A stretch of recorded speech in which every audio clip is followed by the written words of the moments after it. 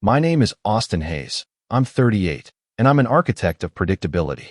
My official bio says Senior Project Manager at tech company Apex Solutions, but in reality, I turn the chaos of ideas into structured roadmaps with clear KPIs and deadlines. My life, like my work, is built on logic, data, and controllable variables.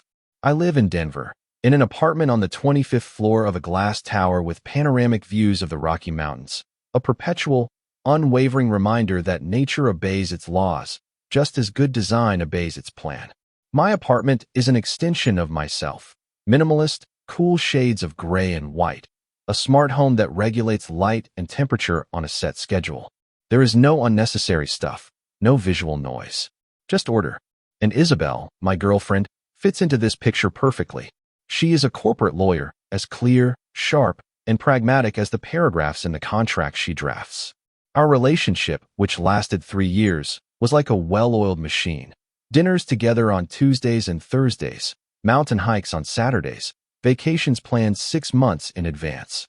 We were two parallel lines moving in the same direction, never crossing or creating unnecessary friction. We were the perfect couple for a world where emotion is a variable to be minimized. But in every carefully constructed system, there is an element that is impossible to control. In my system, that element was my younger sister, Clara. If I am a rock, monolithic and immobile, Clara is a flame. She is 32, and she lives as if each day is the chorus of a song she writes on the fly. She is a singer, a lyricist, a woman whose eyes change color depending on her mood and whose laughter can fill the largest room. I have always admired her ability to live with her feelings, although I have never fully understood it. Her world was woven from metaphors, chords, and spontaneous decisions that left me in a state of quiet terror. 5 years ago, she married Julian Vance, a man who seemed like the perfect complement to her. Charismatic, with impeccable taste, the owner of a trendy art gallery in downtown Denver. He wore cashmere sweaters, spoke of contemporary art with a hushed voice, and looked at Clara as if she were the most prized possession in his collection. They had twins, Leo and Mia, 2 little whirlwinds who turned their bohemian loft into charming chaos. I didn't like Julian. Behind his polished exterior, I always sensed something hollow, false, like a reproduction of a famous painting. But Clara was happy, or at least she played the part with her usual artistry. She saw him as a kindred spirit, a fellow creator, without realizing that he was more of a curator of other people's talents than a creator of anything of his own. And, of course, there were our parents, Dr. Robert and Eleanor Hayes. He, a former heart surgeon with a reputation as a demigod, she, his wife, whose sole profession was maintaining their family's impeccable image in the exclusive suburb of Cherry Creek. Their home was less a home than a museum of family honor. Portraits of ancestors hung on the walls. The air smelled of polish and unspoken recriminations. For them, life was a play, performed for the neighbors. I had learned to play my part, the successful, stable son, proud to mention at a dinner party. Clara, on the other hand, had always been the problem. Her music, her emotionality, her marriage to that gallery owner. It was all too unpredictable, too risky for their carefully guarded reputation. Family is a brand, Austin, my father used to tell me, adjusting his perfectly knotted tie. And each of us is responsible for its value in the marketplace. Clara, in their eyes, was constantly devaluing the brand. I remember one evening when I was visiting them. Isabel was politely discussing the latest stock market trends with my father while my mother showed her a new antique table. Everything was decorous, dignified. Then Clara called, her voice full of excitement on the speakerphone. She had just written a song that, she said, sounded like the first day of spring after a long winter. My mother sighed and quietly said to my father, "There she goes again. When will she grow up?" I felt a stab of irritation. They didn't see her talent. They saw only an aberration. To them, her passion was not a gift, but a defect. That night, walking home with Isabel, I looked out at the lights of Denver. "Your parents are very solid people," she said, and I knew it was a compliment. "Yes," I said, "they are like a fortress." But I didn't add that they were prepared to expel from this fortress anyone who threatened its walls. I lived my life balancing between these two worlds, my orderly, logical present and the chaotic, emotional past that Clara represented. I thought I could keep them at bay, manage them as if they were two separate projects. I was wrong. Life is not a project. And sometimes the worst storms begin with one phone call that destroys all your road maps. Tuesday, 9 o'clock. The wind howled outside, and Denver was sinking into one of those fierce February blizzards that paralyze a city in a matter of hours. Snow blew horizontally, turning the lights of skyscrapers into watercolor blurs. I was sitting at my desk, reviewing final reports for a new software launch. Isabel was in the living room, reading a law journal. The apartment was calm and familiar, broken only by the muffled howl of the wind and the rustle of pages. At that moment, my phone vibrated on the table. The name, Clara, appeared on the screen. I frowned. She rarely called this late. "Hey sis, something up?" I asked, trying to sound casual. The sound I heard was like a strangled sob mixed with the howling of the wind. "Austin." Her voice was thin, like ice ready to crack. "Austin, it's over." My fingers tightened on the mouse. My entire system went into high alert. "Over what?" "Clara, where are you?" "What about Julian?" The questions poured out of me automatically, like items on a crisis checklist. "Julian?" She gasped, trying to gather the words together. "He cheated on me." "Not just cheated on me, Austin. He lived a double life. He's with another woman for over a year now." I froze. Cheating. It was predictable, at least to me. I'd always seen Julian as a shallow narcissist. But what she said next went beyond mere infidelity. "That's not all," she whispered, and in the background I heard one of the twins quietly crying. "The money. My trust fund, it's empty. Julian spent it all. He took out loans in the gallery's name, forged documents. The gallery is on the verge of bankruptcy, and all the debts are on me. He said he was leaving. He said I was just a project. Beautiful, but unprofitable." My blood ran cold. This wasn't just a divorce. This was complete, methodical destruction. He hadn't just broken her heart. He had erased her future, leaving behind only ruins and debt. "Clara, where are you now?" I repeated, my voice as hard as steel. I'm at my parents." Her voice shook even more. "I came here. I thought but they didn't answer." I couldn't believe my ears. "What do you mean they didn't answer?" "You're standing outside." My voice was picking up the panic I'd always tried to suppress. I rang the doorbell. Her story broke into tears. My mother answered the intercom. I told her everything. She said, "Clara, you can't come here looking like that. What will the Winslows across the street think? You've caused a scandal. Deal with your own problems. Don't embarrass the family." And she passed out. "Austin, they wouldn't let me in. I'm standing on the porch with Leo and Mia. It's snowing. We're cold. Please help me." Her voice broke into a desperate whisper, and I heard the children's cries grow louder. In that moment, the world narrowed to a single point. My sister, my nephews, out in the cold, banished by their own mother. My entire ordered universe, all my projects and deadlines, had crumbled to dust. There was only one task, one priority. "Don't move. Stay where you are." "I'm coming," I said, and there was no hesitation in my voice. I jumped up, grabbed my car keys and jacket. Isabel looked up from her magazine, her expression slightly puzzled. "What happened?" "Clara's in trouble." "I have to go," I said, already heading for the door. "But there's a storm, Austin." "Maybe I should call her a cab," she said, full of the kind of sensible caution I'd always appreciated. But now that sensibility seemed monstrous. A cab won't get to Cherry Creek in this weather. And I'm not leaving her there a minute longer. I snapped, not looking at her. I ran out of the apartment without waiting for an answer. In the elevator, I clenched my fists, trying to suppress the wave of rage rising in my chest. Rage at Julian, that shallow, self-absorbed bastard. And rage at my parents. Family honor. The words sounded like a curse in my head. What honor could there be in leaving your daughter and 2-year-old grandchildren to freeze on the porch in a blizzard for fear of the neighbors' gossip? I pictured their house. Warm, well-lit, full of antiques and smugness. And outside, in the cold, my sister, whom they had just betrayed in the most brutal way. The drive from downtown Denver to Cherry Creek, which usually took 20 minutes, turned into an hour-long ordeal. The snowstorm had gotten worse. The windshield wipers were struggling to keep up with the snow, and visibility was near zero. The car skidded on the slick road, but I gripped the wheel, focused on one thing only. Every minute seemed like an eternity. I thought about Clara, how fragile she had always been beneath her bright exterior. I thought about Leo and Mia, who understood nothing but cold and fear. And I knew that something had broken irrevocably that night. Not just Clara's life. The very idea of our family had broken. That fortress I had told Isabel about had turned out not to be a defensive structure, but a prison for its inhabitants, and those who did not conform to its rules were simply thrown out over the walls. And I was on my way to pick up the pieces. When my SUV finally pulled onto a quiet, snow-covered street in Cherry Creek, the world seemed surreal. Perfect lawns were hidden under a thick layer of snow. Expensive homes stood like silent ice palaces. The street was empty, all sensible people sheltered from the storm. Everyone except my sister.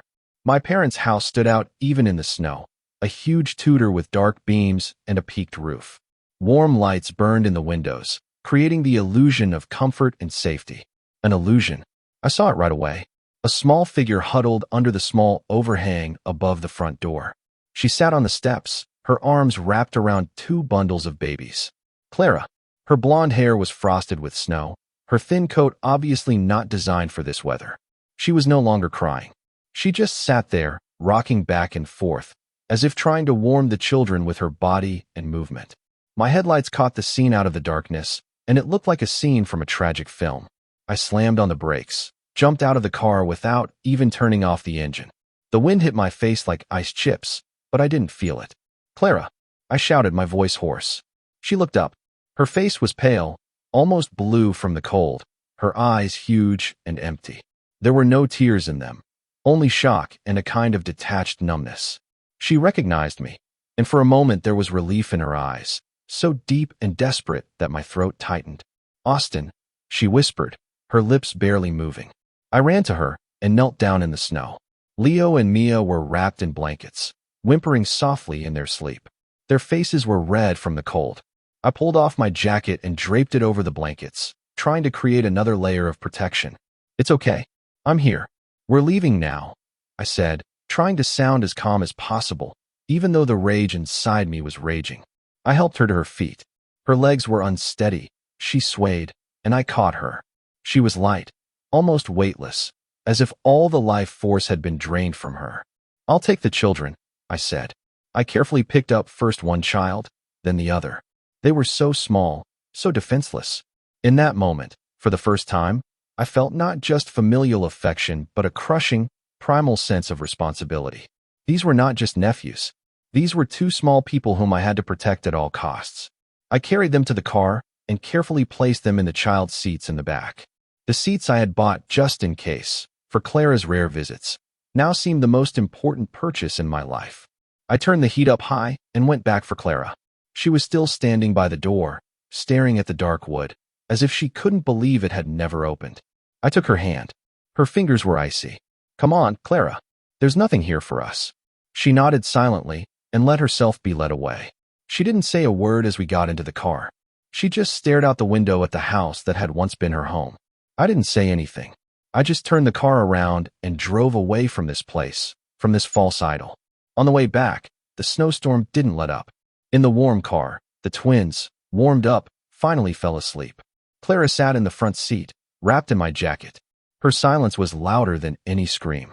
I turned on the radio, hoping that music would somehow fill the deafening silence. An old Fleetwood Mac song came on. Clara loved them. I saw her shoulders relax ever so slightly. She leaned her head against the window and closed her eyes. It was after midnight when we pulled up to my apartment. I parked in the underground garage, and we took the elevator up to my sterile, orderly apartment. When I opened the door, the contrast was stunning. My world of gray and white, straight lines and cleanliness, collided with the reality of a tearful woman and 2 small children who smelled of snow and misery. Isabel came out of the bedroom. She was wearing a silk robe, her expression a mixture of sympathy and something else. Annoyance? Concern for the disruption? Oh my God, Clara, she said, walking toward her sister. Clara didn't respond. She just looked at Isabel with blank eyes. I didn't wait for this awkward scene to develop. I took the initiative, like I do at work when a project goes south. Isabel, can you make some warm milk? I'll put them in the living room. I carried the sleeping twins into the living room and laid them on the couch, building a barricade of pillows around them. Then I sat Clara in a chair and got her a blanket. She was shaking, not from the cold, but from shock. Isabel brought a cup of warm milk. Clara took it but didn't drink it, just held it in her hands, warming her fingers. "Thank you," she whispered. It was the first word she'd said since we'd left Cherry Creek. I looked at the picture. My sister, broken and devastated, my little nephews asleep on a couch that was never meant for children, and my girlfriend standing in the doorway with a look of polite horror on her face. My carefully planned world had collapsed. In its wreckage stood 3 people who were now completely dependent on me. And I, the architect of order, had to build them a new refuge. Right here, in the ruins of my own quiet life. I didn't sleep that night. I sat in a chair in the living room, listening to the breathing of the sleeping children and the soft howl of the wind outside the window. I knew this wasn't just one night. This was the beginning of something new and frightening. My role as the Rock was no longer a metaphor. It had become my only job description. The first weeks after Clara's rescue were like an extended stress test for a system that had never been designed to withstand such stress. My minimalist apartment, once a bastion of quiet and order, had become a disaster-hit daycare. Diaper bags filled the corners, bottles and a sterilizer sat on the Italian marble coffee table, and the air was filled with sounds I'd only ever suspected: crying, cooing, rattles, and the endless shuffle of wet wipes. My carefully constructed schedule was upended. Waking up at 6 a.m. to meditate became waking up at 5 to Leo or Mia's cries. Instead of analyzing data before work, I was changing diapers, trying to figure out the complex system of Velcro.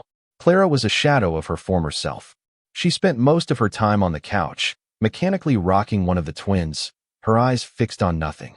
She ate when I reminded her, slept fitfully. Grief and betrayal had drained all the color out of her, leaving only a pale, faded outline. I didn't complain.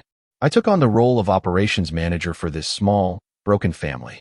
I bought baby food, learned from YouTube videos how to properly mix formula, and even mastered a few lullabies, though my monotone baritone probably scared the children more than it lulled them to sleep.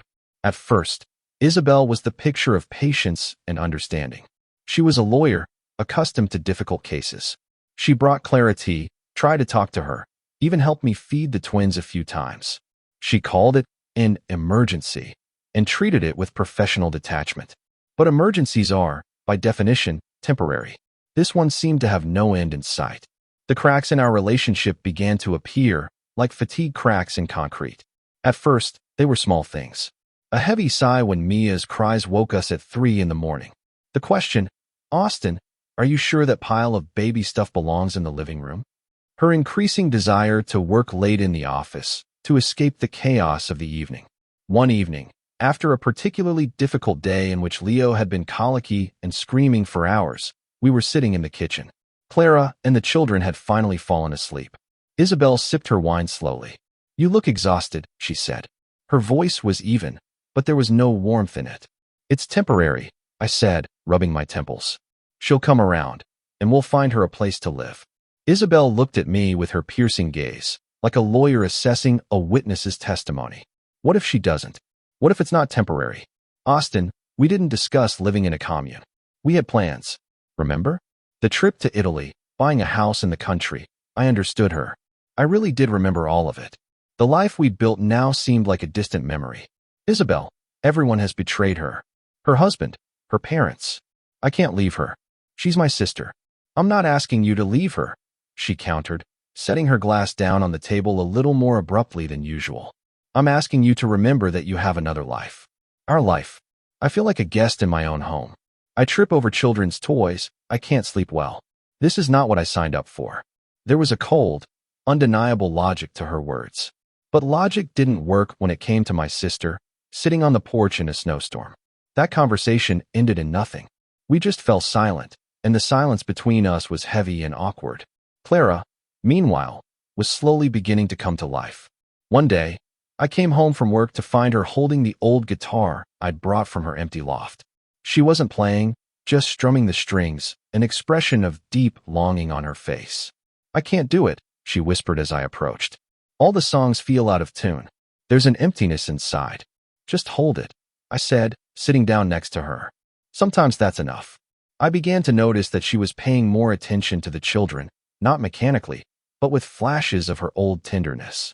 She began to smile when Mia grabbed her hair, or to hum softly to Leo as he fell asleep in her arms.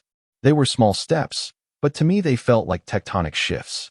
The tension with Isabel, however, was only growing. She began spending weekends at her parents', under the pretext that she needed to get some quiet sleep. Our dinners together ceased. We communicated in short, functional sentences. She no longer asked how my day was.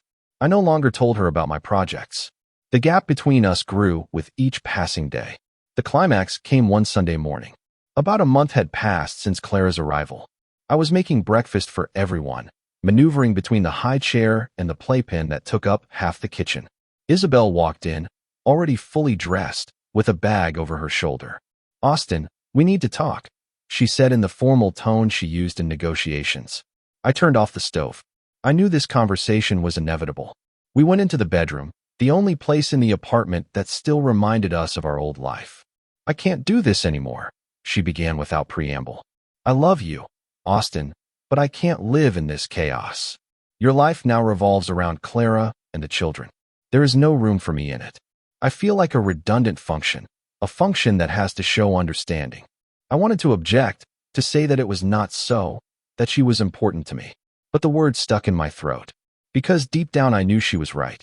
My project called Saving Clara had absorbed all my resources, time, energy, emotions.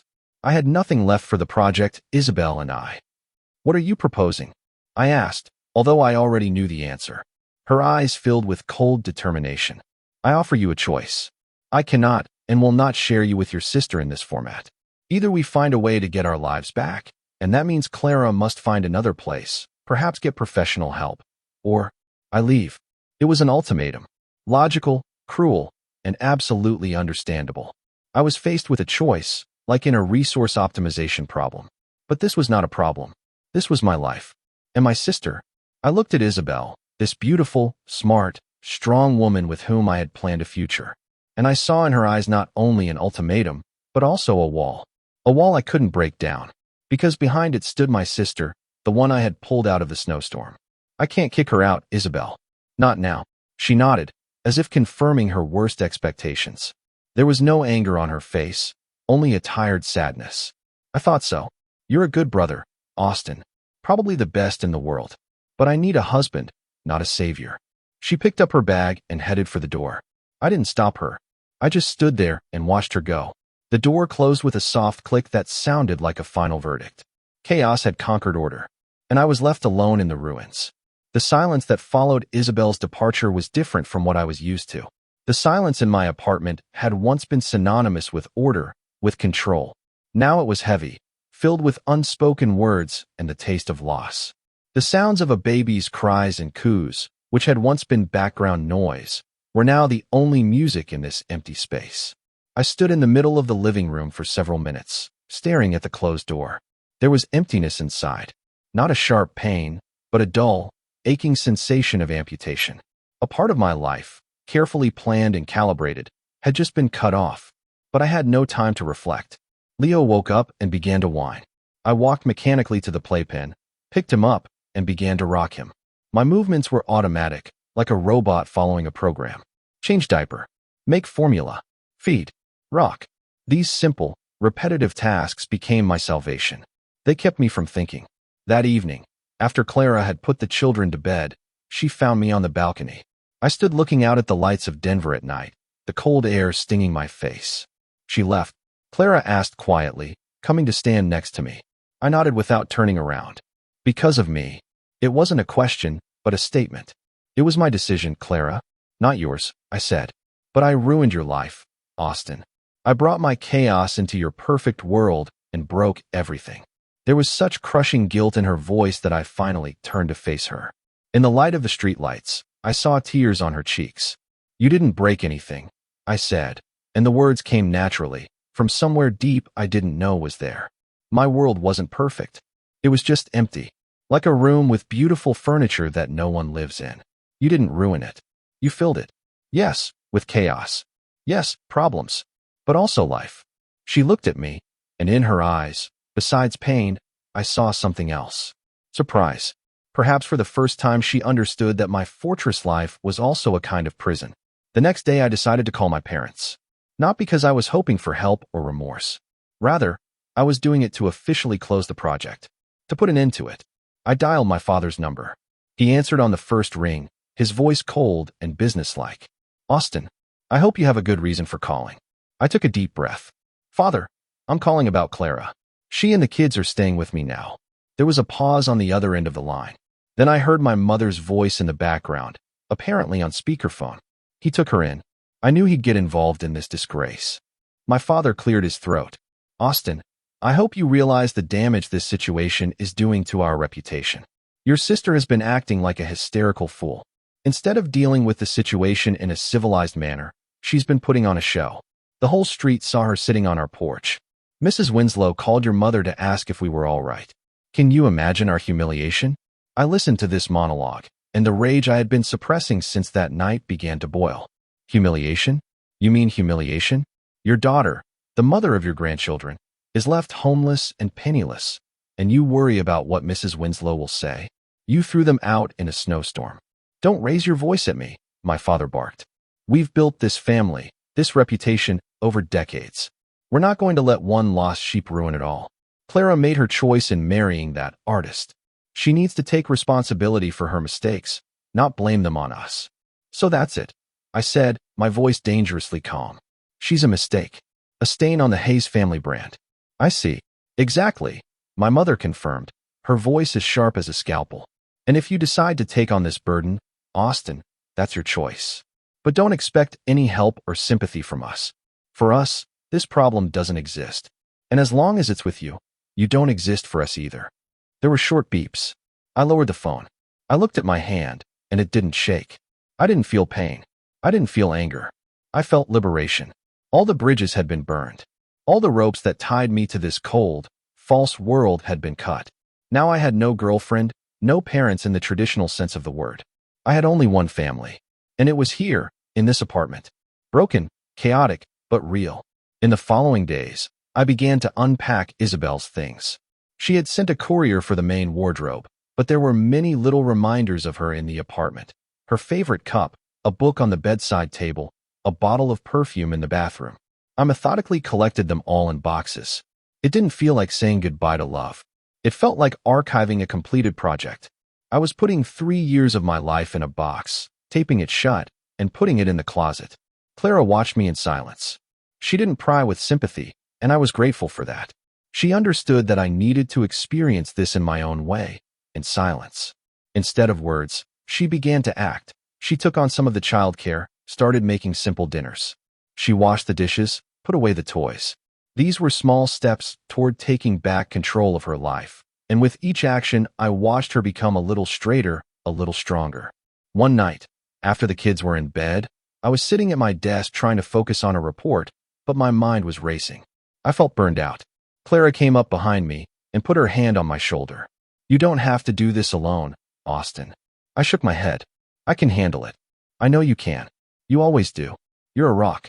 But even rocks get eroded by wind and water over time. Let me be your water. Not the one that erodes, but the one that washes." She brought 2 cups of tea and sat across from me. And for the first time in a long time, we just talked. Not about our problems, not about Julian, not about Isabel. We talked about childhood, about stupid jokes, about dreams. I remembered how she wanted to be a mermaid when she was little. She remembered how I built Lego castles for her. That night, sitting in the kitchen of my empty apartment, surrounded by childhood things and ghosts of the past, I realized that my choice was not made when Isabel gave me an ultimatum. It was made the second I heard my sister's voice on the phone, full of despair. Everything else was just consequences. I had chosen family, and now I had to rebuild it, from ashes and rubble. After the ashes of the burned bridges settled, our new life settled into a fragile but steady rhythm.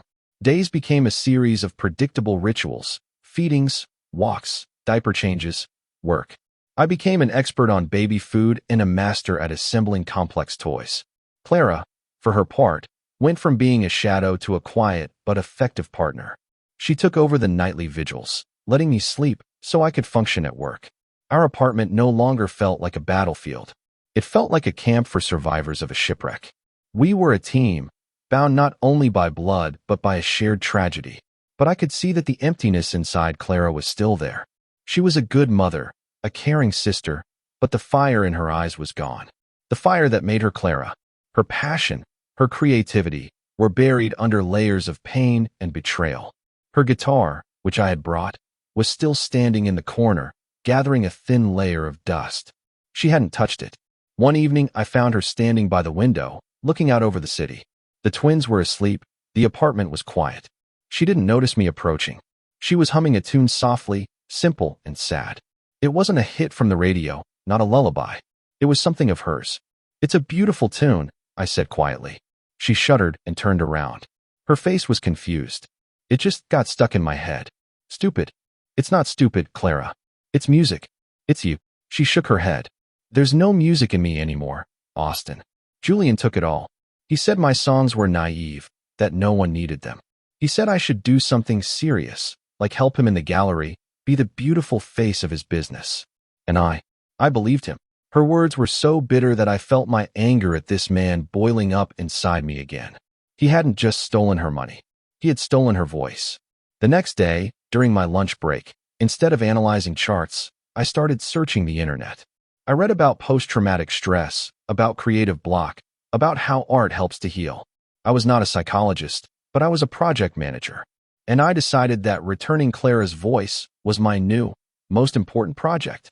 It had no deadline, but it had a critical outcome. Over the weekend, I told Clara that we needed some fresh air. I left the children with a nanny I trusted, and we went to the mountains. We did not talk about our problems. We just walked along the path, breathing in the clean mountain air and saying nothing. At the top of a small hill, we sat on rocks. A panorama of snow-capped peaks spread out before us. "Remember how when we were kids, my father used to take us here?" she asked. "You always built towers of rocks, and I looked for magic flowers." "I remember," I answered. "And you always sang. Your songs were the soundtrack to our hikes." She smiled sadly. "It seems like another life." "Life is the same, Clara. It's just that the soundtrack needs to be rewritten." When we got home, I did what I'd been planning for a long time. I went into my closet and pulled out a large box. "This is for you," I said, setting it down in front of her. She looked at me quizzically, then opened it. Inside was a new professional microphone, an audio interface, and a good pair of headphones. "Austin, I can't. This must cost a fortune." "And for what?" "Because I'm tired of the silence," I said firmly. "I want to hear your music again. Not for anyone else. Not for Julian, not for my parents, not for the radio. For yourself. And for me. Record what's inside you. Even if it's just noise. Just let it out." She looked at the equipment, then at me. There were tears in her eyes. "What if there's only pain?" "Then write down the pain. Make it beautiful. You can do that." The equipment sat untouched for a few days. Clara paced around it like a frightened animal. Then one night, as I was getting ready for bed, I heard quiet sounds coming from the living room. I opened the door. Clara was sitting on the floor, headphones in, holding a guitar. There was a microphone in front of her. She wasn't playing. She was just quietly strumming the strings, humming something under her breath. I didn't bother her. I simply closed the door and went to bed with a sense of having accomplished the first task of the project. The breakthrough came a week later. I came home from work late, tired. The apartment was quiet. Clara was sitting at the kitchen table, a notebook in front of her, covered in her sprawling handwriting. "Listen," she said, and there was a new, nervous energy in her voice. She picked up the guitar and began to play. It wasn't a simple, sad melody. It was a song.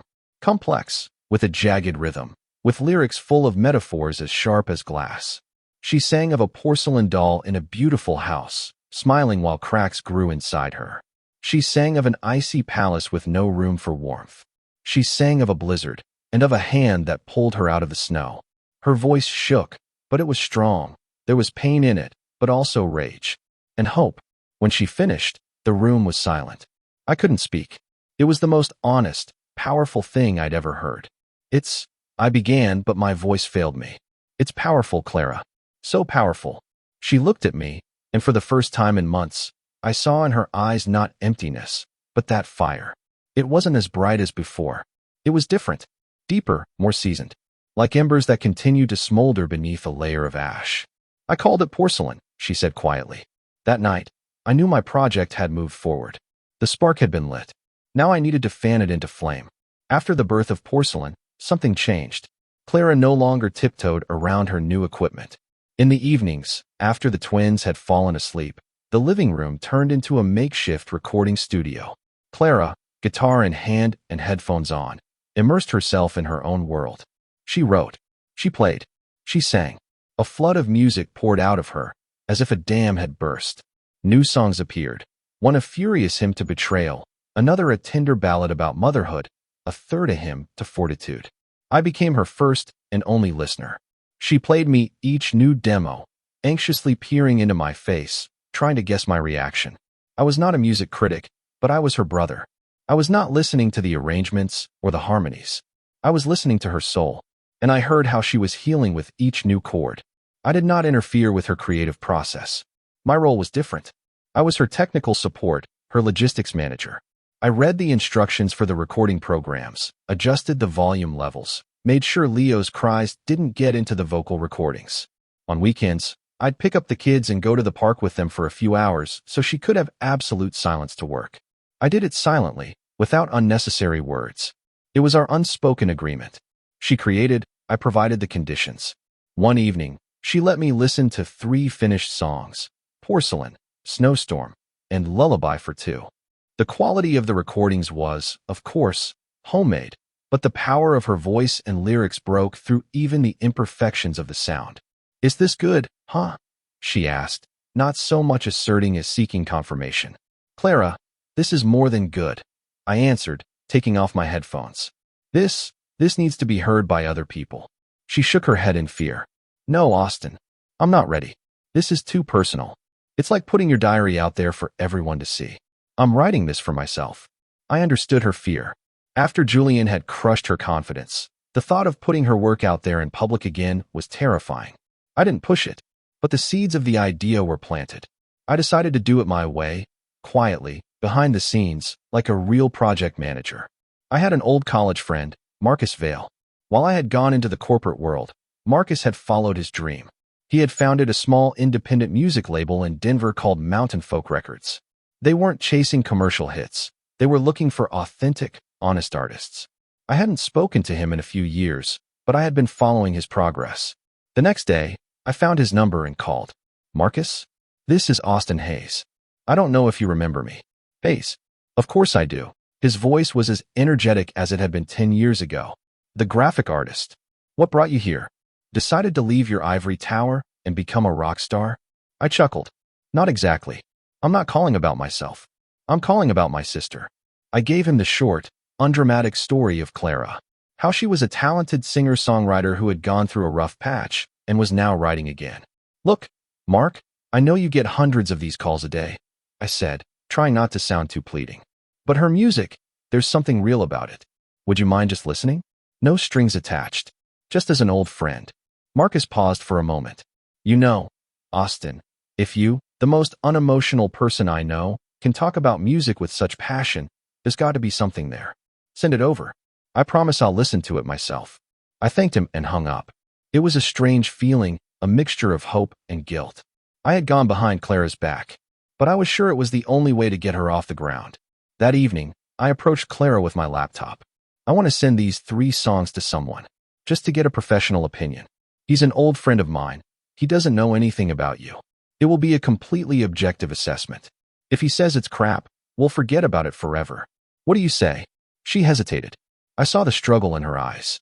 The fear of rejection again was fighting with a tiny spark of curiosity. What if he doesn't like it?" she whispered. "Then nothing will change," I said. "You'll still be Clara, who writes amazing songs. And I'll still be your biggest fan. We have nothing to lose." She took a deep breath and nodded. "Okay, go ahead." I composed an email. I attached the 3 audio files. In the subject line I wrote, "Clara Hayes. Demo." The body of the letter was just 1 sentence. "Marcus, as agreed. Austin." I hovered the cursor over the send button. "Ready?" I asked Clara. She closed her eyes and nodded. I pressed the button. The sound of the sent letter sounded deafeningly loud in the quiet apartment. We sat in silence for a few minutes. "Well, that's it," she said finally. "Now all we can do is wait." The next few days were filled with a quiet tension. Clara tried to act as usual, but I could see how she constantly checked her phone, how she flinched at every notification. I said nothing, just tried to distract her with worries about the children, with walks. I felt like a gambler who had made a huge bet with someone else's chips. I believed in her talent, but the world of music was unpredictable. I was afraid that Marcus's silence or polite refusal would shatter her fragile, only just beginning to restore self-confidence. A week passed. There was no answer. Clara stopped asking. She became quiet and withdrawn again. I began to think that I had made a terrible mistake. Maybe I should have given her more time. Maybe I had rushed things. I was ready to admit to her that this had been a bad idea and to apologize. And then one evening, as I was putting Mia to bed, my phone rang. An unknown number. I answered. Austin, this is Marcus. My heart sank. Yeah, Mark. Hi. I listened to the demo, he said, his voice serious, without its usual humor. I listened to it about 10 times. Austin, who is she, your sister? Where did she come from? I didn't know what to say. She's just my sister. No, man, he said, his voice ringing with excitement. She's not just. This is the most honest stuff I've heard in 5 years. That voice, those lyrics. Porcelain is an anthem. I want to meet her. I want to record her. I want to put out an album by her. I stood in the darkened nursery, listening to him say it, and I felt a shiver run up my spine. This wasn't just positive feedback. This was the jackpot. Are you serious? Was all I could say. Absolutely. Bring her to my studio tomorrow. We have to talk. I ended the call and went out into the living room. Clara was sitting on the couch, listlessly leafing through a magazine. Clara, I said, trying to keep my voice from shaking. A friend of mine called. He wants to meet you. Tomorrow. He wants to record your album. She slowly looked up at me. There was disbelief, shock, fear, and a tiny, seed-like spark of hope. That spark I wanted to see. The first step had been taken, and it led into completely new, uncharted territory. I was about to tell her it had been a bad idea and apologize. Then one night, as I was putting Mia to bed, my phone rang. An unknown number. I answered. Austin, it's Marcus. My heart sank. Yeah, Marcus. Hi. I listened to the demo, he said, his voice serious, without its usual cheerfulness. I listened to it about 10 times. Austin, who is she, your sister? Where did she come from? I didn't know what to say. She's just my sister. No, man, he said, his voice ringing with delight. She's not just.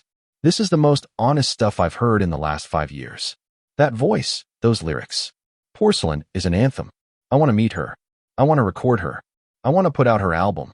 I stood in the darkened nursery, listening to his words, and felt a shiver run down my spine. This wasn't just positive feedback. This was the jackpot. Are you serious? Was all I could manage. Absolutely. Bring her to my studio tomorrow. We need to talk. I ended the call and went out into the living room. Clara was sitting on the couch, listlessly leafing through a magazine. Clara, I said, trying to keep my voice from shaking. A friend of mine called. He wants to meet you. Tomorrow. He wants to record your album. She slowly looked up at me. There was disbelief, shock, fear, and a tiny, seed-like spark of hope. That spark I so wanted to see. The first step had been taken, and it led into completely new, uncharted territory. I was about to tell her it had been a bad idea and apologize. Then one night, as I was putting Mia to bed, my phone rang. An unknown number. I answered. Austin, it's Marcus. My heart sank. Yeah, Marcus. Hi. I listened to the demo, he said, his voice serious, without its usual cheerfulness. I listened to it about 10 times. Austin, who is she, your sister? Where did she come from? I didn't know what to say. She's just my sister. No, man, he said, his voice ringing with delight. She's not just. This is the most honest stuff I've heard in the last 5 years. That voice, those lyrics. Porcelain is an anthem. I want to meet her. I want to record her. I want to put out her album.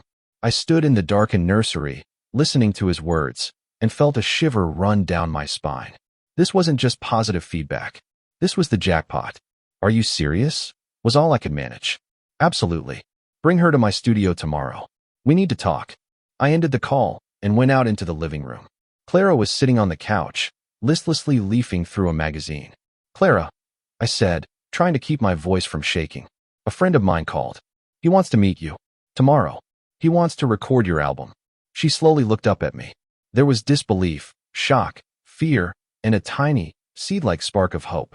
That spark I so wanted to see. The first step had been taken, and it led into completely new, uncharted territory. Meeting Marcus was a turning point.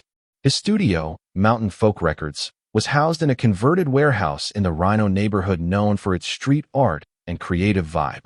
It was a space that smelled of old wood, coffee, and music.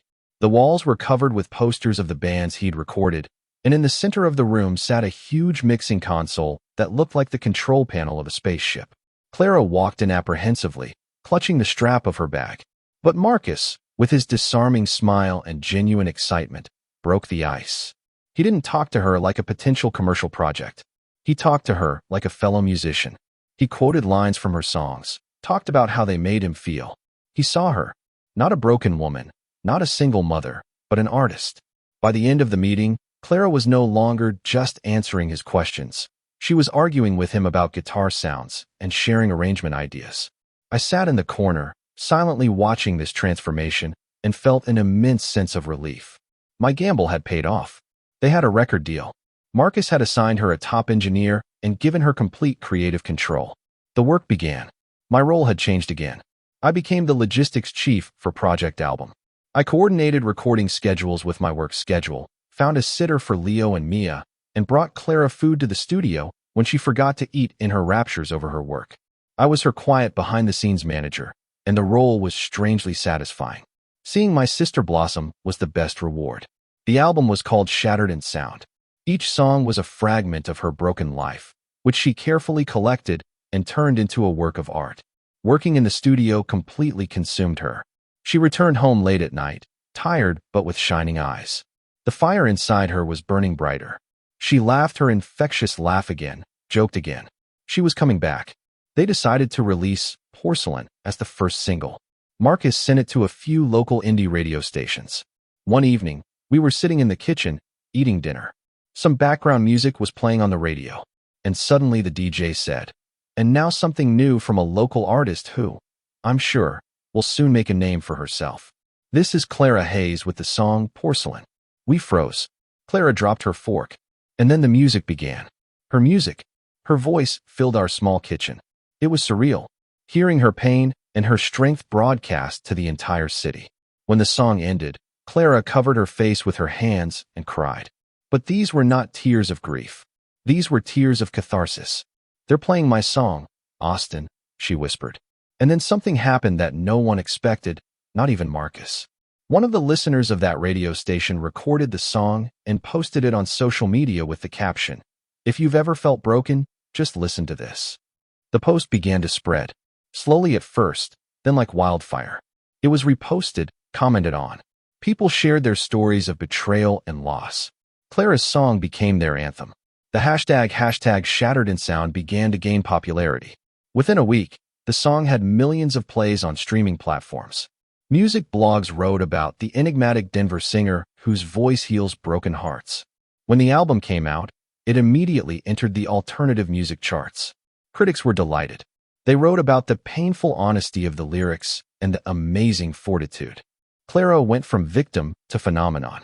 She was invited to do her first interview for a popular music podcast. She was incredibly nervous. I went with her. I sat behind the glass in the studio while she answered questions. "Your songs are very personal," the host said. "What inspired them?" Clara paused for a moment. "Life," she answered simply, "and the faith of one man. My brother. He was my only support when I thought all was lost. Without him, none of these songs would have happened." I hung my head, pretending to look for something on my phone, but I just didn't want anyone to see the tears in my eyes. Success brought not only recognition, but also financial stability. Clara was able to rent a cozy apartment in the building next door, so she could be close but still have her own space. She hired a full-time nanny. She was finally able to get back on her feet. But the echoes of her success reached into places we'd rather forget. One evening, Clara came to me, her face pale. In her hands, she held an official-looking envelope. "This came today," she said. "From a lawyer. From my parents' lawyer." My heart sank. I picked up the envelope. Inside was a letter. Dry, formal, full of legalese. The gist of it was this. Robert and Eleanor Hayes were demanding that Clara stop publicly performing songs from the album Drabetsky IV Lad, in pieces and in harmony. In particular, the compositions Porcelain and Metal Snowstorm. They claimed that, although their names were not mentioned, the lyrics contained false and slanderous references to events that discredited them, causing irreparable damage to their reputation in society. The letter ended with a threat of legal action if the demands were not met. I read the letter twice. The absurdity of the situation was unbelievable. The people who had thrown their daughter out into the snow were now accusing her of daring to write a song about it. "They want to silence me," Clara whispered. There was no fear in her voice. There was a cold, ringing fury. "They couldn't break me then, and they can't break me now. Let them sue." I looked at her. This was not the frightened woman I had picked up from the porch. This was a warrior. The breakthrough had brought more than glory. It had brought a new war, and we were ready to accept it. The parents' threat was not a bluff. 2 weeks later, Clara received official notice of a lawsuit. Dr. Robert and Eleanor Hayes were suing their own daughter for slander and damage to her reputation. The news leaked to the press and exploded like a bomb. Local newspapers ran headlines like "Millionaire Parents Sue Singer Daughter Over 2 Honest Songs." The story instantly went national. Social media was buzzing. Some, conservatives, wrote that you can't air your dirty laundry in public and that Clara had acted ungratefully. But the vast majority were on her side. People who loved her music now saw confirmation of her story in her parents' actions. First they kicked me out of the house. Now they're trying to shut me up. "What nice people," read one of the most popular comments. Public opinion had become a tsunami that threatened to wash away the Hayes family's perfect facade once and for all. Clara, despite her outward resolve, was shaken. "I don't understand, Austin," she said to me one evening. "What are they trying to achieve? Do they really think that going to court will make people respect them again?" "They don't," I said, pouring her tea. "They have an agenda. Their reputation is everything to them, and they are willing to sacrifice the last vestiges of their family to try to save it. It's not about logic. It's about ego." I knew we needed a good lawyer, and I knew who to call. I called Sarah Jenkins, a brilliant civil lawyer. She was a colleague of Isabel's. It was an awkward call, but I swallowed my pride. I outlined the case. Sarah listened, then said, "Austin, I've heard your sister's songs, and I've read the news. I'll take this case, and I will do it pro bono, for free. Because sometimes you have to fight not for money, but for the truth." I was stunned and immensely grateful. At our first meeting, Sarah was the epitome of professionalism and empathy. She listened carefully to Clara's account of that night, asking precise but sensitive questions. She asked for any evidence she could find. And then my second project as a behind-the-scenes manager began, Operation Evidence. I remembered that my parents' neighbors, the Winslows, the very ones whose opinions my mother feared so much, had a CCTV system aimed at the street. There was a slim chance that the camera had captured their porch. I hired a private investigator who managed to get the footage from that night through legal channels. The quality was terrible, the snowstorm turning the image into a jumble of white dots. But you could make out the dark outline of a car pulling up to the Hayes house, and the small figure of a woman with 2 children getting out and heading for the door. And most importantly, the camera had recorded the time. That was proof that Clara had been there. Then Clara remembered that in her panic that night, she had texted her mother, begging her to open it. She thought she'd deleted the messages, but I was able to dig through her old phone's cloud storage and recover them. The messages were heartbreaking. "Mom, please, we're cold. Just let us in for an hour." And the mother's response, cold and final, "Clara, I told you, don't make a scene. Go away." That was our trump card. The day of the trial was like a surreal spectacle. We sat at one table, me, Clara, and Sarah. Across from us, at another table, sat our parents. My father was in a perfectly tailored suit, his face an impenetrable mask. My mother, in an elegant dress, clutched a pearl purse. They didn't look in our direction once. Their lawyer, a polished man with a smug smile, began his speech. He spoke of honor, of dignity, of the decades of impeccable reputation his clients had built in this city. He quoted lines from Clara's songs, calling them the malicious inventions of an aggrieved daughter determined to profit by denigrating her family. When he finished, there was a tense silence in the courtroom. Then Sarah stood up. She didn't raise her voice. She spoke calmly and methodically. "Honor," she began. "Dignity. Reputation. Those are all important words. But let's talk facts. and she began laying out her cards. First, the security camera footage. The grainy video appeared on the big screen in the courtroom. Sarah narrated, "Here's Ms. Hayes' car pulling up to her parents' house at 10:47 p.m. And here she is, holding two 2-year-olds, in the middle of a snowstorm." I looked at my parents. My father was gripping the arms of his chair. My mother was staring straight ahead, but her cheeks were stained red. Then Sarah brought up the text messages. And here are the messages exchanged between mother and daughter that night. She read them out loud. Every word of despair from Clara and every response of icy indifference from her mother echoed in the silence of the courtroom. I heard one of the jurors sob. I took Clara's hand under the table. She was shaking. The climax came with Clara's testimony. Sarah asked her just one question. "Miss Hayes, why did you write these songs?" Clara stood up. She looked neither at the judge nor at the jury. She looked straight at our parents. "I wrote them because it was the only way to stay sane." Her voice was quiet but firm. "I wrote them to turn the ugliest night of my life into something that could help other people who felt just as alone and abandoned. I didn't write them to get revenge. I wrote them to survive." The trial lasted 2 days. The verdict was announced quickly. The lawsuit was dismissed. The judge noted in his conclusion that the right to creative expression based on personal experience is protected by law, and that the plaintiffs have failed to provide any evidence of defamation. Moreover, he ordered them to cover all of Clara's legal costs. As we left the courthouse, a crowd of reporters surrounded us. I covered Clara, trying to get to the car. At that moment, I saw our parents. They were leaving through another exit, trying to evade the cameras. But they were noticed. Cameras flashed, reporters shouted, "Dr. Hayes, do you regret what you did? Mrs. Hayes, what do you say about the honor of the family now?" They got into their car in silence and drove away. We did not celebrate. There were no winners in this war. When we got home, Clara hugged her children so tightly, as if she was afraid they would be taken away again. "Is it over?" she asked me. "With this, yes," I answered.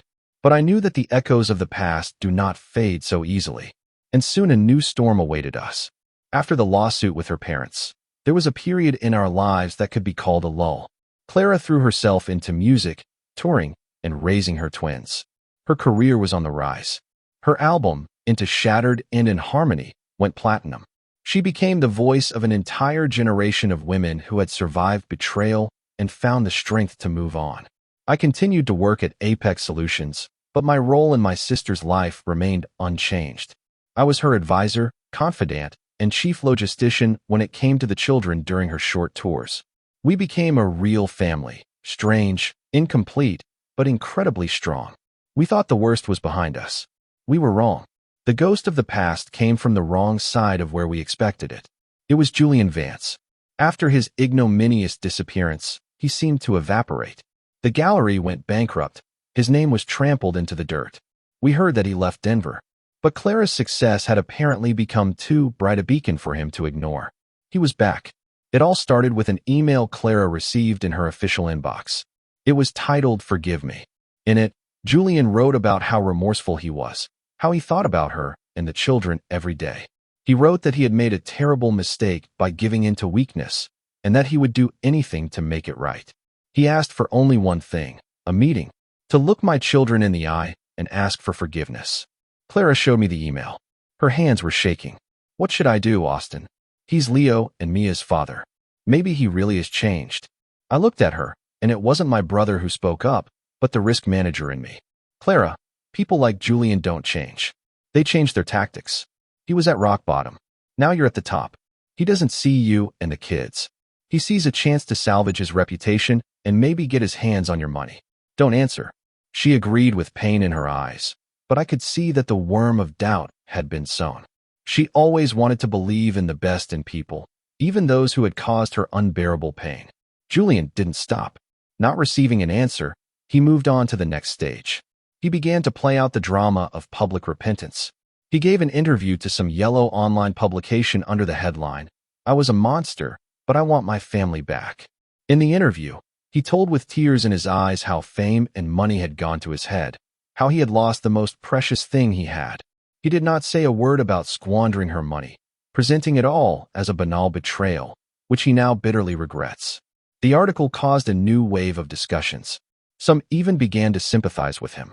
"Maybe we should give him a chance," Everyone deserves forgiveness. These comments hurt Clara the most. She felt like they were trying to force her to play by someone else's rules again. The apogee came during her charity concert in Denver. She performed Porcelain, and the audience listened with bated breath. At the end of the song, when there was a pause before the applause, a man rose from the front row and walked onto the stage. It was Julian. In his hands, he held a bouquet of white lilies, her favorite flowers. The audience gasped. The security guards didn't have time to react. He walked up to the stunned Clara, dropped to one knee, and handed her the flowers. Clara, his voice, amplified by the microphone, carried throughout the room. Forgive me. In front of this whole city that you love so much, I ask you for forgiveness. Let me be a father to our children again. It was a stroke of genius and a terrible move. He had turned her concert into his show. Clara stood there, pale as a sheet, looking at him. I, standing backstage, was ready to run out and throw him off the stage. But Clara was ahead of me. She took a step back from him. Get off the stage, Julian, she said into her microphone. Her voice shook but was firm. My forgiveness is not for sale, and it is not part of your act. The crowd erupted in applause.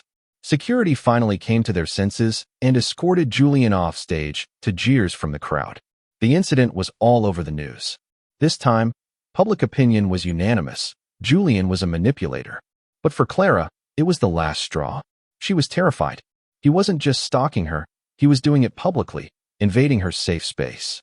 It got worse. He started showing up outside Leo and Mia's daycare. He wouldn't come close, just stood across the street, watching. The teachers were alarmed and called Clara. She rushed home in a panic. He's following them, Austin. What if he tries to take them away? She didn't sleep that night. She sat in a chair by the twins' cribs, like a lioness guarding her cubs. I knew this had to stop, once and for all. The next morning, I called Sarah Jenkins again. Sarah, it's Austin. We need your help again. I told her about Julian's harassment. Sarah listened and said, gather everything. Screenshots of emails, a link to an interview, a video from the concert, statements from caregivers. We'll apply for a restraining order. Now, we gathered all the evidence. Sarah prepared the documents, in which all the incidents of stalking and psychological pressure were described in detail. We asked for a restraining order that would prevent Julian from coming within 500 feet of Clara and the children. The hearing in this case was short. Julian came with his lawyer, trying to portray himself as a grieving father who was prevented from seeing his children. But the evidence was overwhelming. The video from the concert was especially compelling. The judge, an elderly woman with a piercing gaze, listened to both sides and made her decision. Mr. Vance, she said, looking at Julian over her glasses, your right to be a father does not give you the right to stalk and terrorize the mother of your children. The court grants Ms. Hayes' motion. The restraining order is effective immediately. Any violation of it will result in arrest. Julian turned pale. His performance was over. As we left the courtroom, Clara took a deep breath, as if she could finally breathe freely. Is it over now? She asked. It is, I said, putting my arm around her shoulders. The ghosts are banished. We had been through all the circles of hell, betrayal, exile, lawsuits. We had survived. And now, at last, there was a clear, clean road ahead of us. With the restraining order against Julian in place, the silence we had been waiting for had returned to our lives. It was not the empty, oppressive silence that had followed Isabel's departure, but a calm, healing silence, broken only by the laughter of children and the sounds of a guitar. The ghosts of the past had not only been banished, they had been legally rendered harmless. Now we could finally stop looking over our shoulders. Clara, freed from the constant fear and pressure, blossomed in a new way. She began work on a second album. If Dresky IV Lad was a cry of pain and rage, the new material was a meditation on strength, forgiveness, and self-discovery. The songs were lighter, wiser. There was less anguish in them and more of a warm melancholy. She called the album Scars and Stars, saying that the scars were a reminder of what we had been through, and the stars were a reminder that even in the darkest night there was light. I watched her creative process with quiet pride. She no longer needed my tutelage as much as she had before. She negotiated with the label herself, chose her own arrangers, made her own decisions. I had gone from being a crisis manager to an advisor, someone with whom she could share doubts and joys. Our evening conversations in the kitchen became our tradition.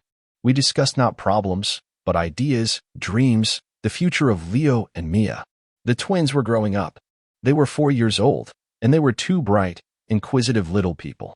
Leo was like me as a child, serious, thoughtful. He could spend hours building complex structures out of Lego. Mia was a carbon copy of Clara, artistic, emotional, constantly humming songs that she made up herself and putting on puppet shows. I loved them to distraction. They filled the void in my life that I didn't even know existed. My minimalist apartment never returned to its original state. It was forever inhabited by children's drawings on the refrigerator, scattered toys, and the feeling of a living, breathing home. And I loved it. One day, while going through old things in the storage room, I came across a box of Isabel's things. I opened it. Inside were her books, her mug, photos from our trips. I looked at the smiling woman in the photo and felt nothing but a little sadness and gratitude. She was part of my journey. She was right to leave. I wasn't the man she needed, and she wasn't the woman who could handle my chaos. Our paths had diverged, and it was right. I closed the box and put it back. The past was archived. I no longer worked 24/7. I learned to say no to side projects. I left work promptly at 6 to pick up the kids from daycare. My colleagues at Apex looked at me in amazement. The graphic designer who used to live for work now hurried home to play pirates and build pillow castles. I had lost my career ambitions, but I had gained something so much greater. Life. Scars and Stars was a huge success. It wasn't as explosive as the first, but it was deeper and more mature. Critics called it a healing masterpiece. Clara went on a short acoustic tour of the country. I stayed behind with the kids. It was our well-oiled machine. Before she left, we were sitting on the balcony. "Can you handle this alone?" she asked, worried. I chuckled. "Clara, I did it when there were two of them, and you were a shadow. Now that they've become little, intelligent people, it's going to be a vacation." She laughed. "Thank you, Austin, for everything." "I wouldn't shoo," I interrupted. "We're a team. Just fly and sing. We'll wait." While she was on tour, we video called each other every night. Leo and Mia would show her their drawings, and she would sing them lullabies through her phone. One day, she called after a concert in Chicago. She was in the dressing room, her eyes shining. "You know, Austin, a woman came up to me after the show today. She said my first album saved her from depression after a bad divorce, and the second one taught her to trust people again. She said I gave her hope." Clara fell silent, trying to hold back tears. That's when I realized what it was all for. All this pain, all these trials. They were not just for nothing. They turned into something that can help others. I listened to her and realized that the circle was closed. She had not just survived. She had found meaning. She had turned her scars into guiding stars for others. And I, her quiet, unnoticed project manager, felt that this was my main, most successful project in my life, too. Clara's return from tour was like a celebration. Leo and Mia clung to her, never letting go. Our little family was complete again. Life had settled into its calm, happy groove. Clara was no longer just the sister in trouble. She was an accomplished artist, a strong woman, and a wonderful mother. I was no longer just the brother to the rescue. I was an uncle, a friend, a rock. We were partners. One Saturday morning, we were sitting in the park, watching Leo and Mia squealing down the slide. The sun was shining, and Denver seemed like the most beautiful city on earth. "Austin," Clara said, her eyes on the children. "I've been thinking. You live in this apartment that's become our home, but it's yours. You sacrificed your life, your space, your relationship for us. Maybe we should buy a house," I finished her thought. We looked at each other and laughed. An idea that had once seemed like a distant plan to Isabel and me now took on new meaning. "A house with a big yard," she continued, her eyes lighting up, "where the kids can run, and a separate studio for me, and an office for me, and a big kitchen for our family dinners," I added. This wasn't just a real estate discussion. This was designing our future. A future together. We started looking for a house. It was a fascinating process. We argued about styles, about the layout of the rooms, but we agreed on the main thing. It shouldn't be a museum of honor, like our parents, but a living, warm, slightly chaotic space. A house filled with laughter, music, and love. We found it. An old Victorian house in a quiet neighborhood, with a large garden and a veranda. It needed some work, but it had soul. We bought it together. For the first time in my life, I invested money not in stocks or faceless funds, but in something real. Into walls that would become our fortress. A real fortress that protects, not banishes. On moving day, after the last of the boxes had been brought in, We were standing in the middle of the empty living room. Leo and Mia were running around the house, their excited shouts echoing off the walls. "So, architect," Clara said, nudging my shoulder. "Ready to build a new world here?" "The plan has been accepted," I replied with a smile. We didn't invite a crowd to the housewarming party. Only Marcus and his family and Sarah Jenkins showed up. We sat on the porch, eating pizza from boxes and drinking wine from plastic cups. Clara picked up her guitar and sang a new song that no one had heard before. It was a simple, bright song about home, about how home isn't the walls, but the people waiting for you inside. As she sang, I looked at her face, at the laughing children, at our friends, and I felt absolute, complete happiness.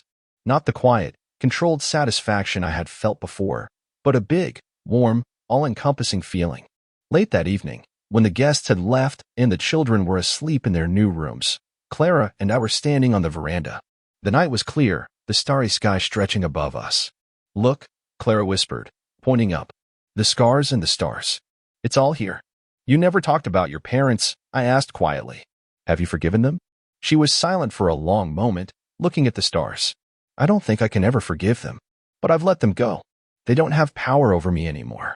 My family is here. That's you, Leo, and Mia." She turned to me, her eyes serious. "And you, Austin? Do you have any regrets? About Isabel? About your old life?" I thought about it. My life had not gone as planned. She had gone off the rails that snowy night and had gone down an entirely unpredictable route. I had lost the relationship, the career I had planned, the illusion of order. "No," I said, and it was the honest truth. My old life was like a perfect architectural model. Beautiful, correct, but lifeless.